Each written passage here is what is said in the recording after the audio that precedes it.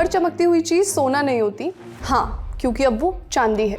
क्यों? उसके लिए सुनते हैं सोशलिस्ट वाले आशीष को। देखो, मुझको किसी को गिफ्ट देना होता था, मैं देता था चांदी, एकदम क्लासी भी लगता था और आम यूजुअल ये जो गिफ्ट सेक्शन में जो गिफ्ट रहते हैं उससे बहुत बेहतर हुआ करता था। उसी चक्कर में परसों एक दोस्त का बर्थडे था, तो बिलेटेड हैप्पी बर्थडे कहने के लिए मैं उसके लिए चांदी की पायल लेने के लिए गया, और जो दाम देखे चांदी के, माँ मेरा ये लगता है कि बहुत महंगा भी नहीं पड़ेगा और देने में बहुत सस्ता भी नहीं लगेगा। इस हिसाब से गिफ्ट के लिए चांदी बहुत सही रहती थी कि सोना नहीं दे पा रहा हूँ मैं, लो चांदी ले लो, ऐसे कह के दे। क्या दाम बढ़े हैं उसके, मतलब मैं जो ऐसे 1200, 1600, 2200 में निपट जाया करता था, वो पहुंच गया 5000, 6000, 7000। बहुत महंगी हो गई चांदी। क्यों? 2025 में बहुत सारी चीजें वायरल हुई।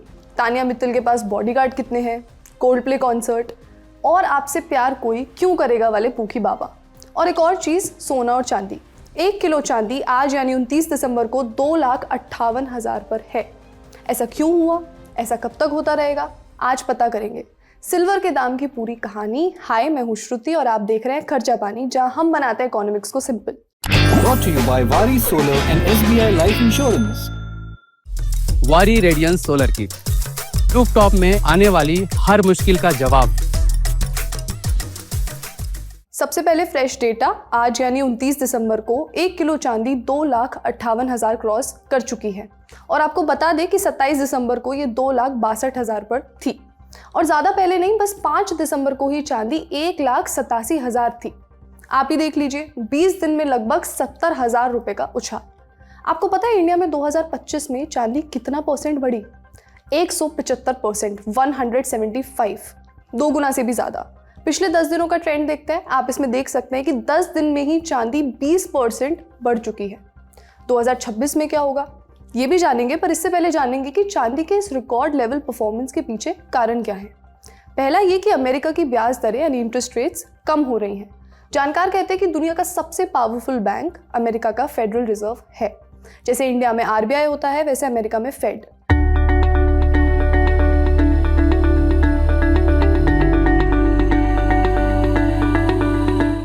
फेड छींक भी मारता है तो हमें अपना हिसाब किताब ठीक करना पड़ता है। हमें ही नहीं, दुनिया में ज़्यादातर मार्केट्स और बैंक्स को यही करना पड़ता है।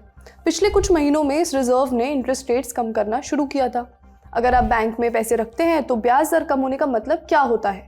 आपको रिटर्न कम मिलेगा। और अगर बैंक में पैसा रखने पर कम इंटरेस्ट मिल रहा है तो आप क्या करेंगे?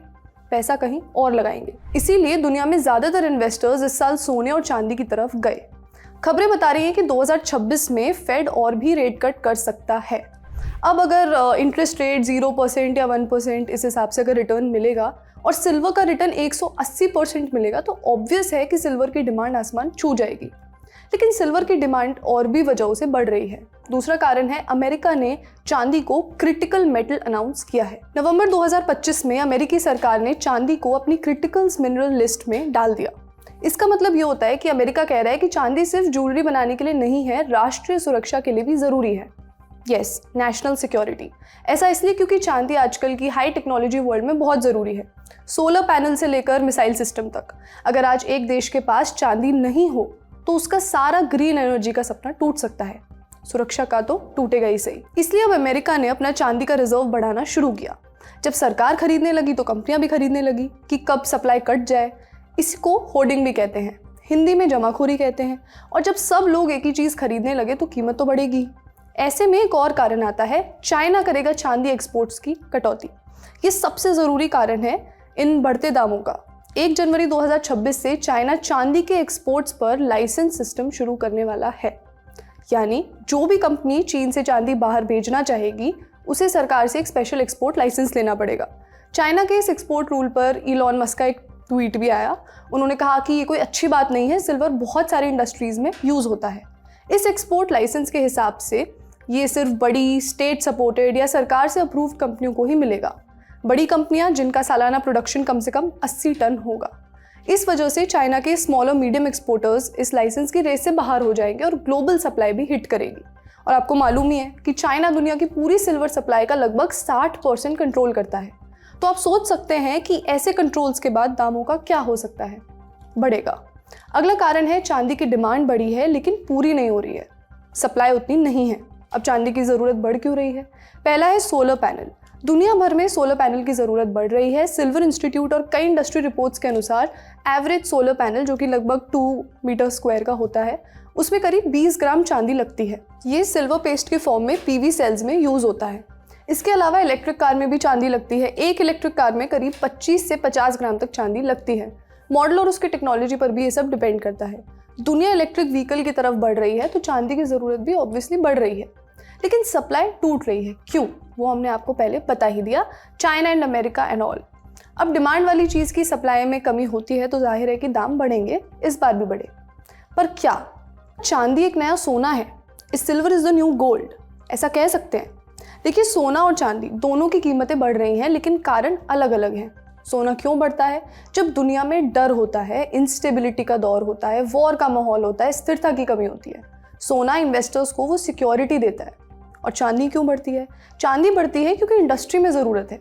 ये सेंटिमेंट से ज़्यादा आजकल की जो चीज़ों के प्रोडक्शन होते हैं उसके लिए ज़रूरी है। टेक्नोलॉजी की प्रोग्रेस के चलते चांदी की इंडस्ट्रियल डिमांड बढ़ती है। तो सवाल है कि 2026 में चांदी की कीमत कहाँ जाएंगी? गिरेंगी या चढ़ती रहेंगी? ताकि आप अपने निवेश की राय बना सकें, इसे एक्सपर्ट से समझते हैं। तो मेरे ख्याल से अब चांदी की तैयारी यहाँ पे 3 लाख, 3.25 लाख के करीब की रहेगी 2026 में। चाइना में एक्सपोर्ट रिस्ट्रिक्ट हो जाएगा। चाइना के एक्सपोर्ट रिस्ट्रिक्शन का क्या महत्व है? वो मोर देन 50% ऑफ चांदी जो है वो पूरे विश्व को यहाँ पे देता है। तो एक तो बहुत बड़ा रिस्ट्रिक्शन लगेगा। अब इसे हम रेफर करेंगे पुराने हिस्टोरिकल केसेस से। पुराने नहीं, ये नया है।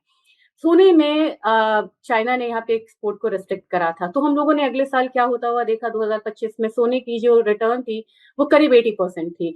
अब विदाउट रिस्ट्रिक्शन हम लोगों ने 180% का मूव यहाँ पे MCX में आता देखा, यानी कि भारतीय बाजार में। तो अगर जब चाइना, जो कि 50% से ज्यादा एक्सपोर्ट करता है, अगर वो यहाँ पे एब्सेंट है ग्लोबल मार्केट के लिए, तो फिर ये रैली यहाँ पे हर करेक्शन पे मिलती हुई नजर आएगी, हर करेक्शन पे दिखेगी। दूसरा पॉजिटिव ट्रिगर की बात हम करेंगे कि पॉजिटिव ट्रिगर्स है क्या, ये है यहाँ पे इंटरेस्ट रेट का। जैसे यहाँ पे इंटरेस्ट रेट कम होगा तो मैं यहाँ पे बताना चाहती हूँ, शेयर करना चाहती हूँ, 1% अगर इंटरेस्ट रेट कम होता है तो बेस मेटल पे इसका जो इम्पैक्ट है, या मेटल्स पे, इंडस्ट्रियल मेटल्स, क्योंकि चांदी अब ज्यादा इंडस्ट्रियल मेटल्स के लिए भी जानी जा रही है, इसका इम्पैक्ट आता है 5 to 10%। RBI ने यहाँ पे अब यहाँ अलाउ करा है कि कोलैटरल, एज अ कोलैटरल हम चांदी को लोन ले सकते हैं। तो देखा जाए तो चांदी ऐसी कमोडिटी बन गई है जिसपे माइनर्स की नजर है, कंपनीज की नजर है, ETF वालों की नजर है, इन्वेस्टर की नजर है, इस पे सरकार की भी नजर है। 2026 एवरेज रिटर्न का ईयर नहीं होना चाहिए, यहाँ भी रिटर्न अच्छी होनी चाहिए। तो इस हिसाब से जिस तरीके से पोजीशंस बन रही हैं कॉमेक्स में या चाइना में, इस हिसाब से मुझे लग रहा है कि चांदी को एक बार आप 95 से $100 देख सकते हैं। क्या आपके भी चांदी खरीदने के कुछ किस्से हैं? हमें कमेंट्स में ज़रूर बताएं। आज का खर्चा पानी यहीं तक। देखते रहिए द ललित टॉप। शुक्रिया। मौसम ठंडा हो सकता है मगर मस्ती ठंडी नहीं होनी चाहिए। नए साल में रजाई में कुनकुनाते हुए दुबकना नहीं है। शुरुआत होगी बहुत सारे फन के साथ। दिन होगा शनिवार का 10 जनवरी 2026 को आपके फेवरेट स्टार्स के साथ पटना के बापू सभागार में जमेगा ललन टॉप का बिहार अड्डा। खेली जाएगी क्विज, आएगा बहुत मजा। और यहाँ आने के लिए आपको सिर्फ फ्री में रजिस्ट्रेशन कराना है। So what are you waiting for? thelalantop.com पर जाइए, बैनर पर क्लिक कीजिए और आ जाइए बिहार अड्डा में।